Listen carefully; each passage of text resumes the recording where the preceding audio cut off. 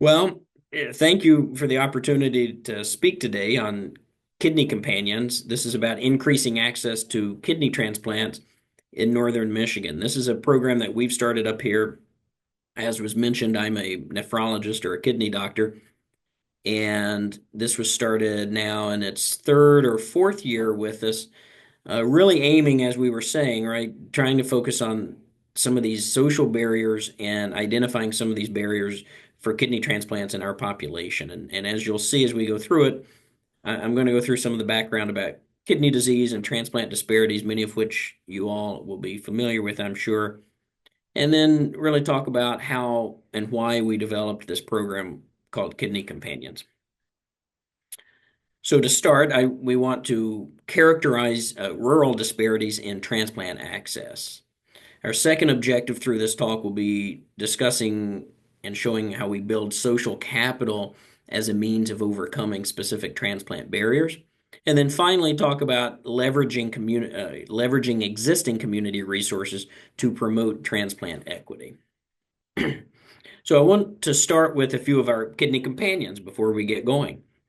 You'll meet Susan and Robert today. These are Robert is a kidney companion. He was our first patient who was successfully received a transplant through our program. That was in September of 2022. You're going to hear from him and one of the volunteers that was on his team. That's Susan. You'll also hear from Jerry and Therese. Jerry was our second kidney transplant patient that to go through our program and successfully receive a kidney transplant, and a volunteer, Therese, that was one of the key people on his team. And then finally, you'll meet Lisa, who's a patient of ours with whom we're working very closely and have been working for several years trying to get a kidney transplant. And so she's awaiting that and working on getting active on the list. So to start with, I think it's important to define again for all of our purposes exactly what a health disparity is. So health disparities are unfair health differences that arise from social, cultural, environmental, or economic disadvantage. They adversely affect specific groups, and it's a failure to overcome these inequalities. And it's a persistent failure, right, that systematically continues onward, that does not overcome the inequality that's arising. And it's really important to note that health disparities are not due to clinical needs, preferences, or appropriateness of the intervention. And we know that health disparities are incredibly complex, right? We are individuals that live within interpersonal networks, that live within larger communities and work within organizations, and we live within a broader society that has national public policy. And of course, we now live in a global society where there are many pressures that arise across the entire globe. So disparities can arise and often do arise at all of these levels, whether it be from the individual and interpersonal issues at play, whether there be organizational or community issues at play, or whether it be larger national and even transnational issues at play. So where does chronic kidney disease fit in this? Chronic kidney disease is a huge problem in the United States. The prevalence of end-stage kidney disease, or kidney failure requiring dialysis or transplant, has steadily risen over the last 2 decades, such that now, in the years after 2020, there are more than 800,000 people living with end-stage kidney disease in the United States. And disparities in kidney disease are pervasive. If you look in the United States, Black Americans are 3.5 times more likely to develop end-stage kidney failure than white Americans. Hispanic individuals are 1.5 times more likely to develop end-stage kidney failure than non-Hispanic individuals.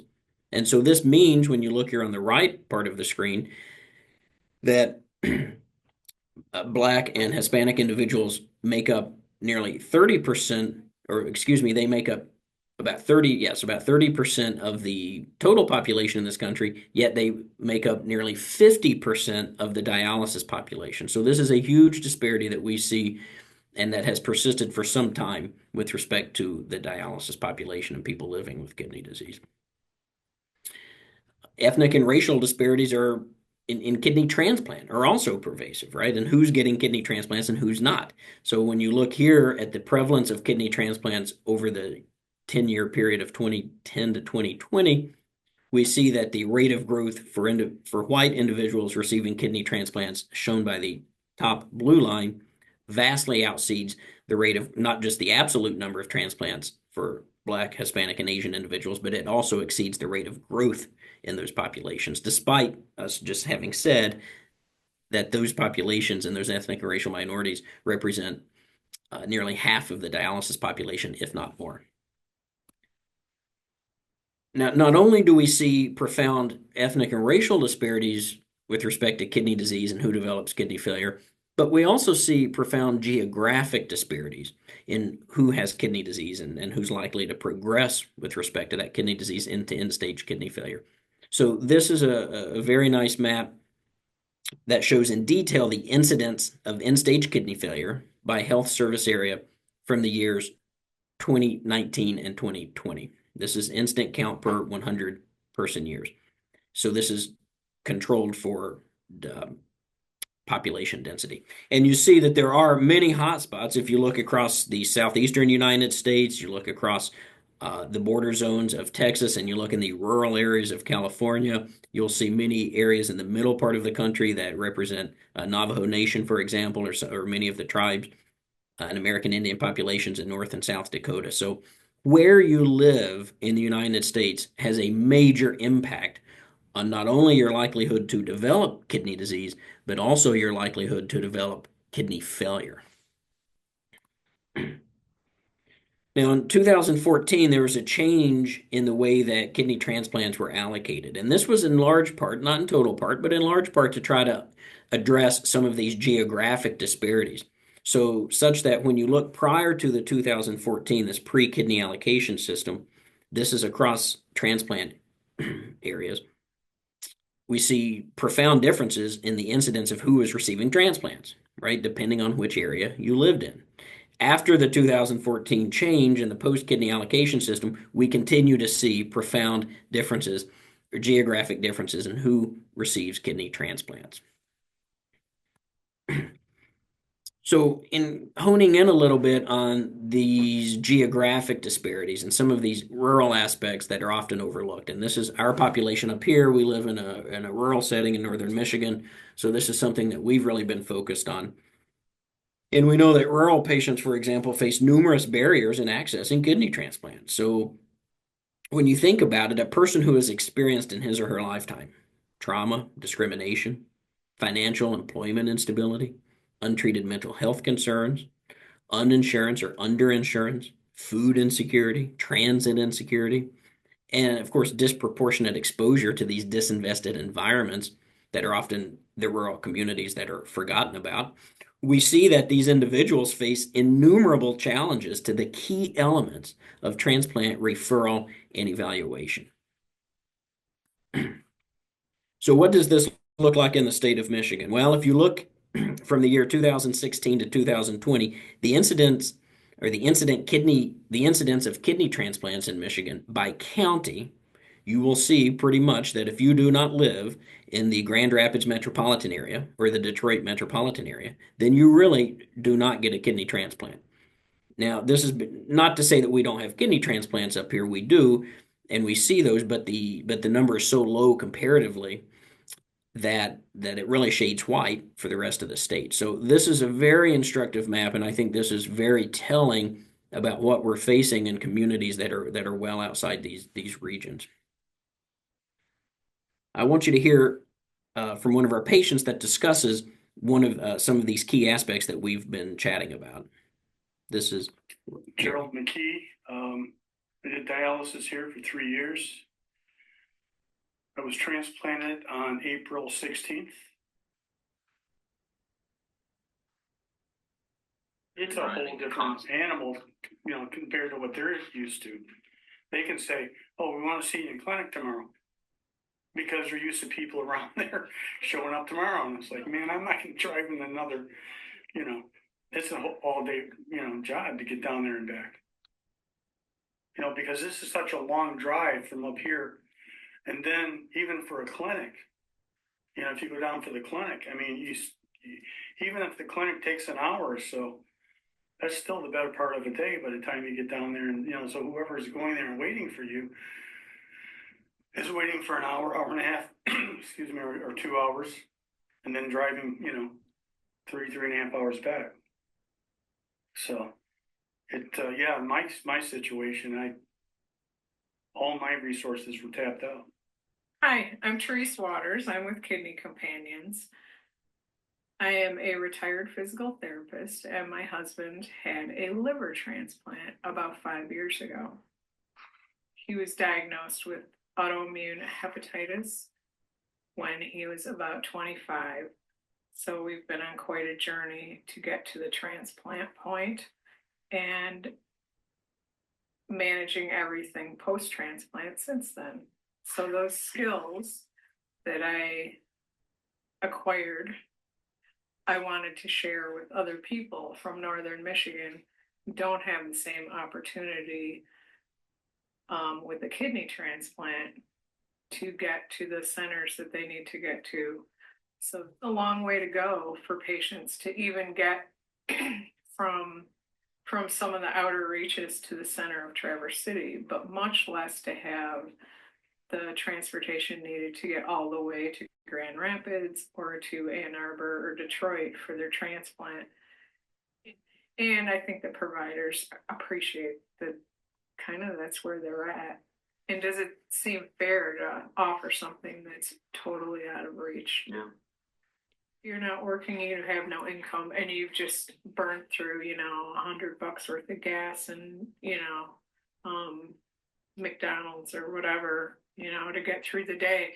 So, that's the kind of thing that I can see not be it's a real barrier for people up in this area to be able to get that kind of health care. And to be able to drive all the way to a bigger city, which can be intimidating for people who have not experienced that, to have the money to park and go out to lunch and to stop for coffee, those things were just really difficult, as well as taking the time off from work, because many people up here have jobs that a lot of them are service jobs. They don't have time off, they don't have a PTO, or it's really limited. So one of the things that happens when you pick somebody up and drive them to Ann Arbor or Grand Rapids is that you're going to them on their terms. And so it's really important not to be judgmental. They didn't choose the circumstances, and it really takes a lot of compassion just to meet them where they're at. But on top of it, there's a lot of fear, and you're spending an awful lot of time in the car together alone, and they don't feel good, and they're scared, nervous. This is totally out of their wheelhouse. And with me, this is what I do for a living. As far as managing, navigating around the hospital and in and out of parking garages and all that, mobility issues, I don't find any of this daunting or difficult. And so I try to make sure that they're comfortable. My stepdaughter drove me down there for the transplant. And at that time, I thought, we're all good to go. And I don't know, she's got a lot going on at home and whatever. Then she had a fire. So she was out. Then my wife is just, if she drove down there, she wouldn't be able to drive back. We throw a different perspective on what's seemingly in a bigger community, in a more urban center, isn't a big deal, and nobody really thinks about it too much. But up here, some of those things can become real obstacles to care and need more conversation. Anything and everything I needed. Seriously. And I really don't need much. I'm not a needy person, But it's like, they're bringing drinks along, and Therese, God bless her, she was just, she brought food.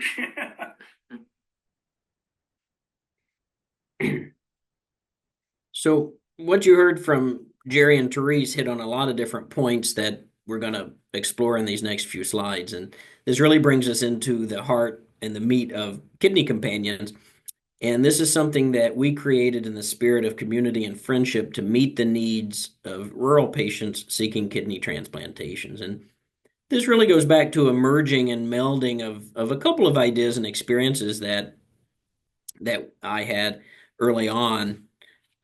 One of my, this goes back several years in rounding in our dialysis units, and I remember being struck by a young man in his early 40s, an African American gentleman on dialysis that was working three jobs, had three kids in high school, coming to dialysis on the night shift, then going back to work even after dialysis on another later night shift, and trying to make ends meet and stay alive at the same time. And I said, "Gosh, this is why don't you have a kidney transplant, or have you talked about this or heard about this?" And right when the light bulb finally went off in my head to say, "Well, this is not really something that is somewhere in his current capacity and thought process." The very first thing that he had been asked when initially referred, even before I met him for kidney transplant, was who is your social support? Who's going to drive you down? Who's going to be with you? Who's going to help you out? Who's going to be with you after transplant? And provide the emotional and physical and logistical support for you to do this. And he couldn't answer that because his entire life was consumed with work and going to dialysis and trying to stay alive. So this really struck me. And finally, I had one of these aha moments to say, I think these are some barriers that we could surely overcome in some way. We can't overcome every barrier to transplant, but certainly some of these social barriers I think we could overcome.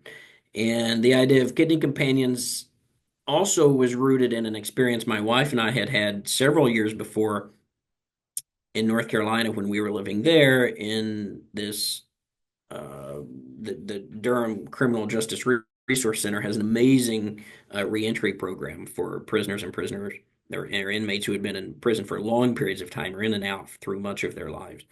And rather than saying good luck, here you go back into society, they actually had tons of resources around these individuals.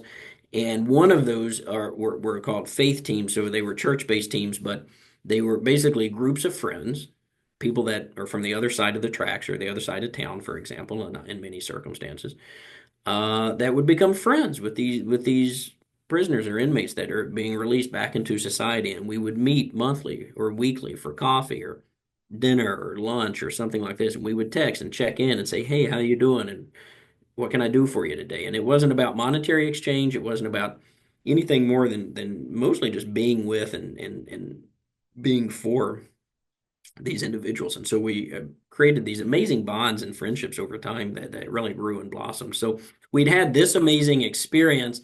And then I had kind of had this aha light bulb moment go off in my head when rounding in dialysis. And so that's where the idea of kidney companions came from, right? Can we take a team of individuals and bring them around as companions, as friends around our patients to help bridge this gap and move them into transplant? So what does it mean to be a kidney companion? Well, first of all, we try to break it up into three major components. The first one is volunteer orientation. All of our volunteers come to us with different levels of experience, and most have either had a kidney transplant or or in the case of Therese and her husband, having had a liver transplant, but some experience. And we put our patients through a volunteer orientation session to give them the background, the tools, the skills that we think are needed for this, to go through some of the logistics of it. There's a lot of forms that we sign and HIPAA releases and these kind of things. So that's the orientation process.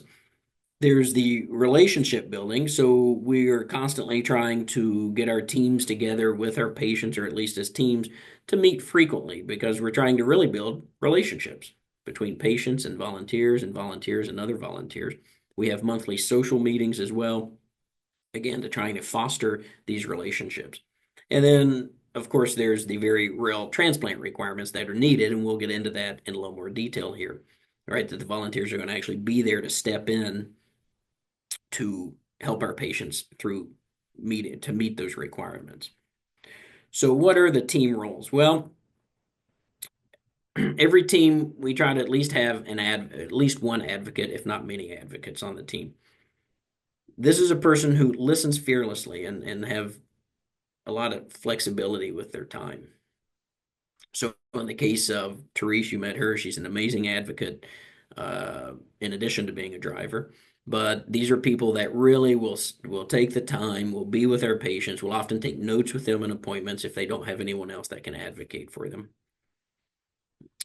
Our teams have a coordinator, right? We have sometimes as many as 6, 7 individuals on any given kidney companions team, so it takes a lot of coordinating with respect to how the team communicates and organizing schedules and on-call schedules and backup coverage for these.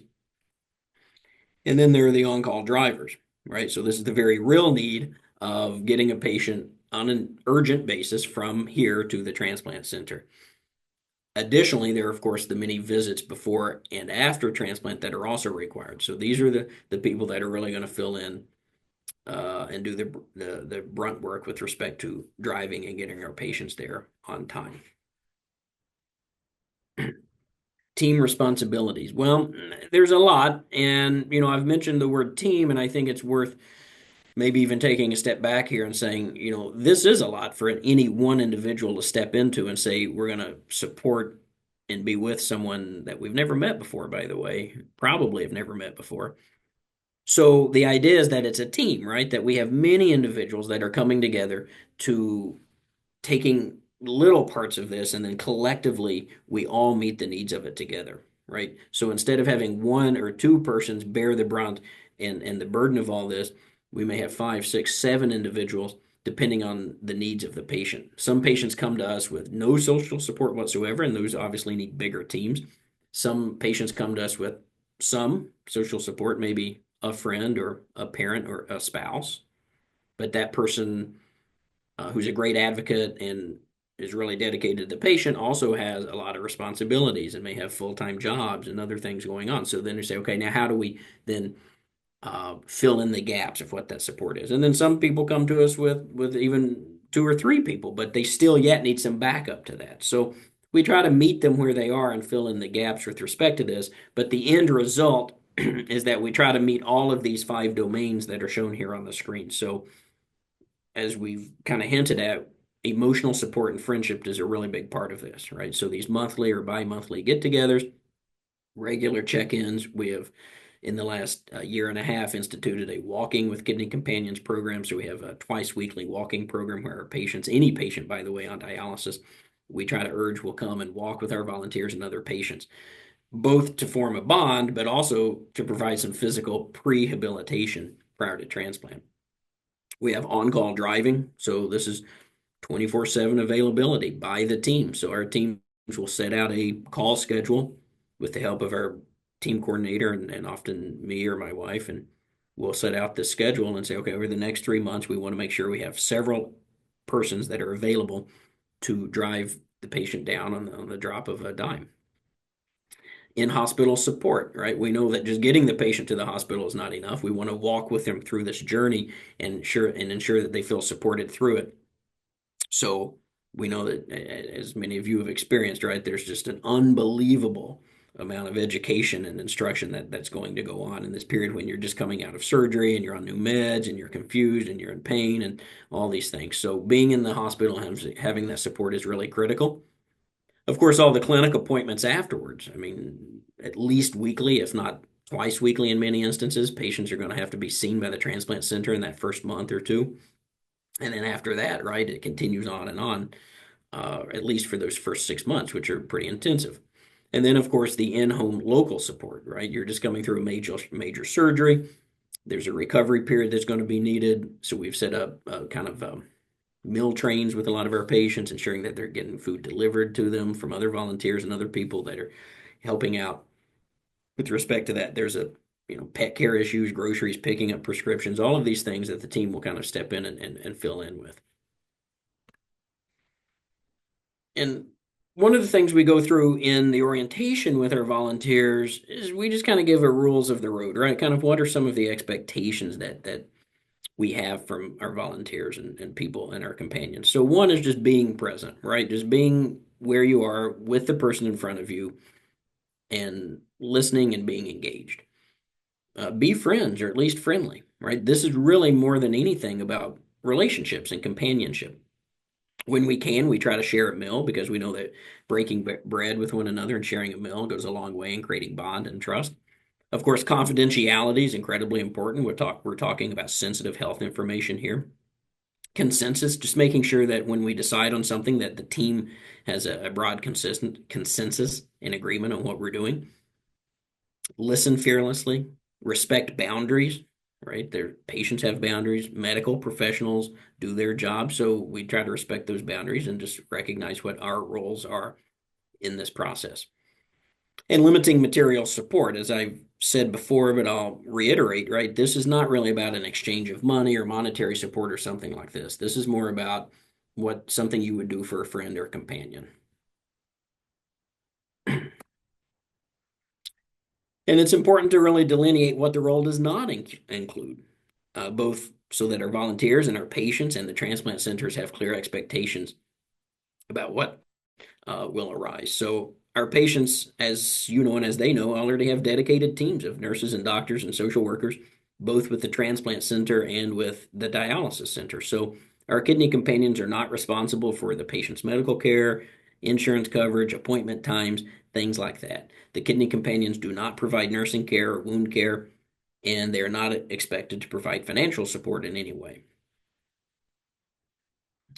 So now I'd like you to hear a little bit about some of these intricacies of the team building and some of these disparities and how they've arisen in one of our other successful cases. I'm Susan St. Pierre. I'm a kidney companion volunteer, and I feel very fortunate to have been among the first group. And our family happened to have some experience with kidney disease, having a daughter who's actually got her second transplant in April of 2021. I think the other thing is how profoundly, it's not a surprise, but to see another person with end-stage kidney failure in really tough condition, and the broad impact, the ways that impacts a person's life, the kinds of losses that people have had to go through, giving up things, giving up jobs that they really liked. Robert, he was a cruise ship chef, and you don't do dialysis very well on cruise ships. And, financially, vocationally, employment, professionally, personally, he didn't have the energy for relationships. And he had really nobody. So he was a lonely person. And to revisit how profoundly kidney disease affects people and how absolutely incredible having a transplant is, what a game changer.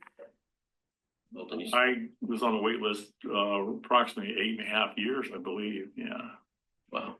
That's a long time to be on the wait list. Yeah, it was. They put me on it, and I had Social Security because I had to apply for Social Security. They told me I could not, if I got a kidney transplant, they would take me off of it, and my income was just annihilated at the time. And so I had to stay on it for a couple years extra, so Social Security would not,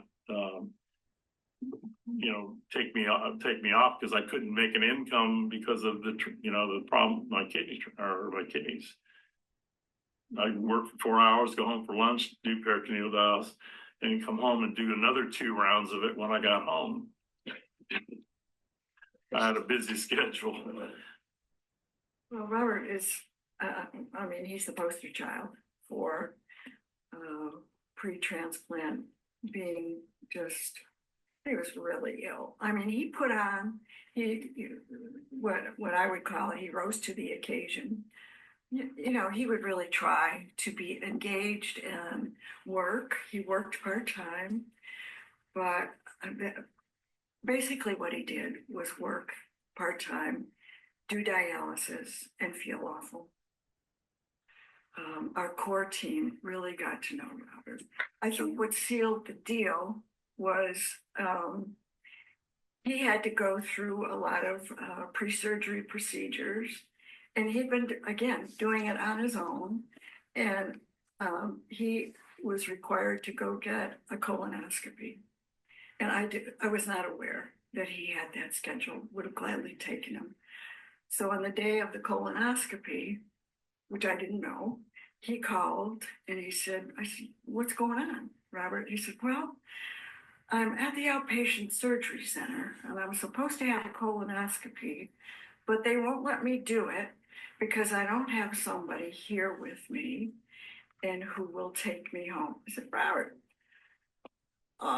so is there any chance you could come over? I said, you got it. We'll be there.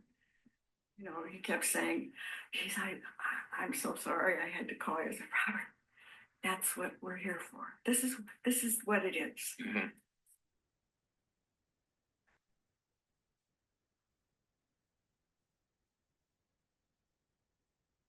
And I was actually confined with a visitor who had COVID, and Chris, our go-to Chris, was available and went over and picked him up, and that bag's packed, you know, ready to go, took him down.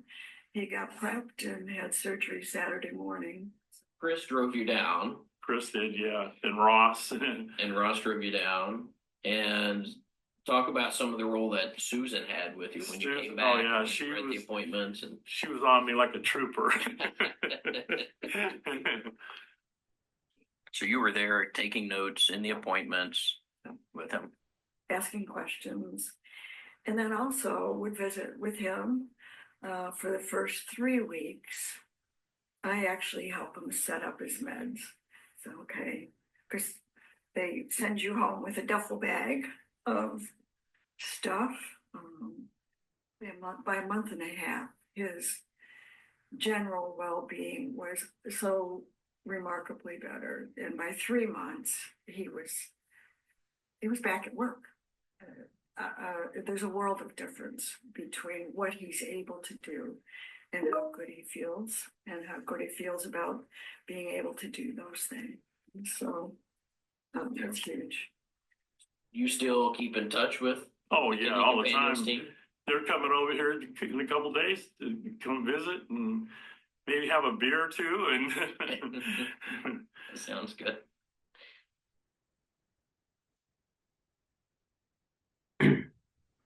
So what you've just heard there from Susan and Robert, I think, are instructive in many ways.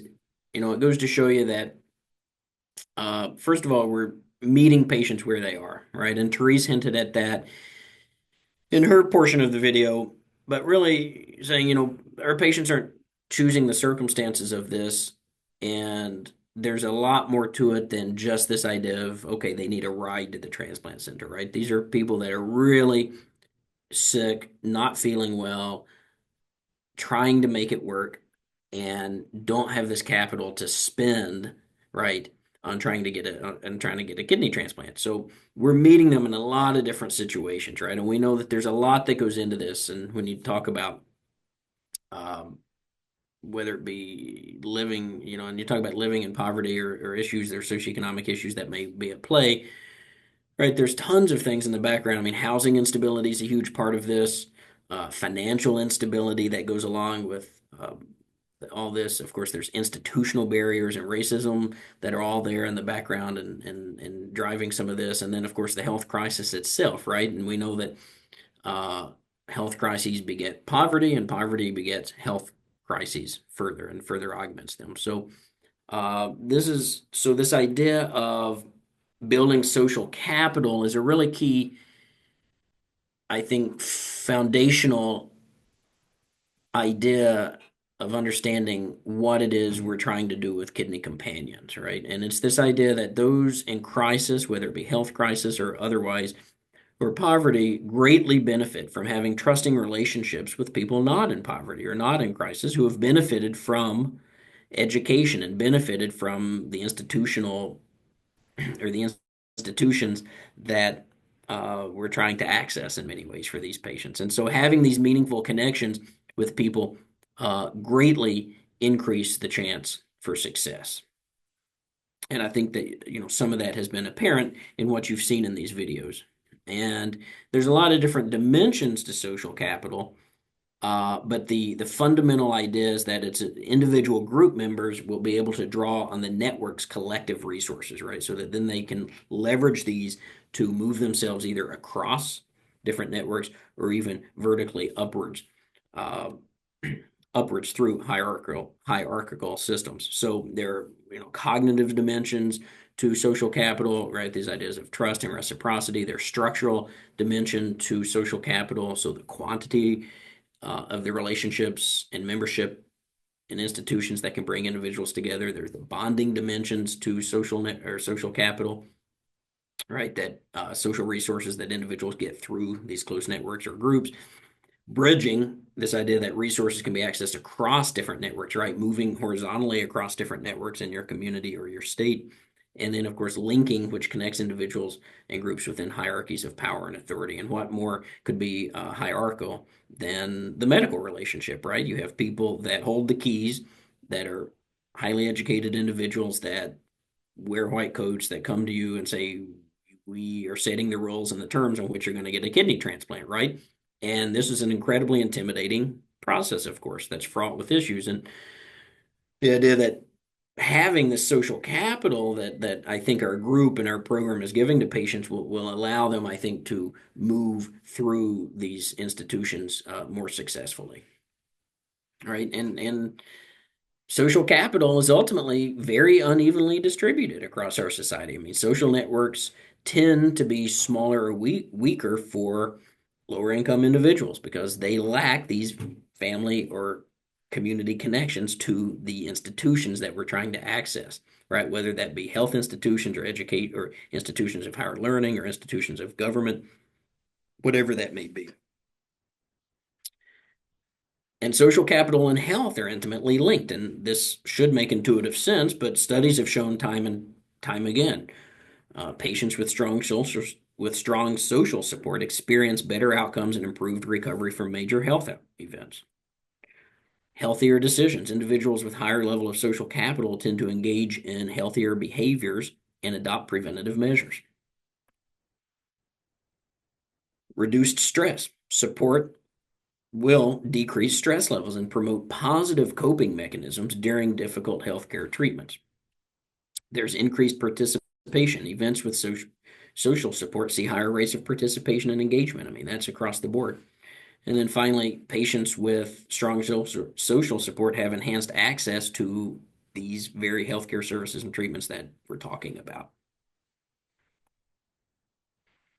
So the idea of what we're doing, right, is the social capital, and then moving into this part of the kidney companions, the idea is, okay, how do we leverage existing community resources, right, that are already there? I mean, we can't be the end all be all for our patients, of course, but there's a tremendous amount of organizations and people doing amazing stuff in these communities, right? If we have the capital, if we have the know-how to go out and access these additional resources. And so we really try to work with a lot of different organizations across our community and state to say, okay, how do we further supplement our patients and the needs for those patients? I mean, we've worked with Wings of Mercy and the Davies Project, of course, the Veterans Affairs. Many of our patients are veterans, and so how do we access these resources?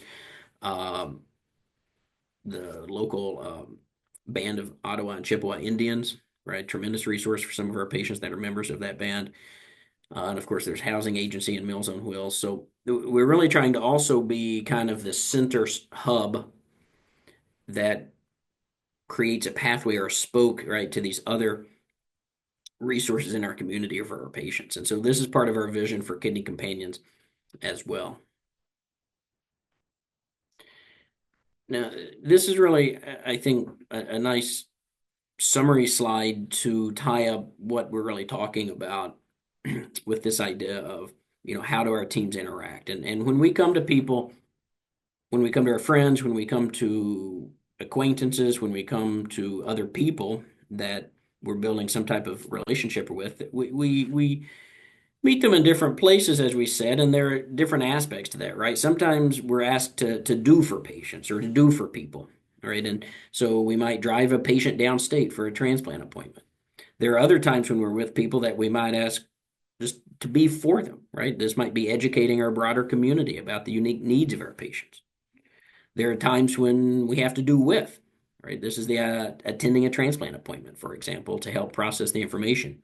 And sometimes it's just about being with people, right? Sharing a meal as a group or sharing our stories. And the sum total of all four of these quadrants really is what I would call a friendship or a companionship. That when we have friends and relationships, we wear a lot of different hats. And sometimes we do for them, sometimes we are being for them, sometimes we're doing with them, and sometimes we're being with them. But we wear all of these hats and play all of these roles because that's what a friendship is. And you've been working with our Kidney Companions volunteers, correct? Yeah, With They- Susan and yeah, Mary and Jenny. they take me to church and I love the church I go to. You know, without you guys, I've been really suffering. I don't really know what I would have done. Really.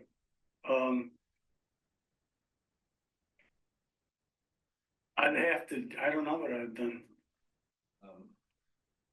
If you had to describe Kidney Companions to someone, how would you describe it? It's undescribable because if you don't have support and you don't have a way of taking care of your vital needs, it's undescribable. I mean, you guys were the best. I mean, I couldn't have asked for anything. It was like a gift from God.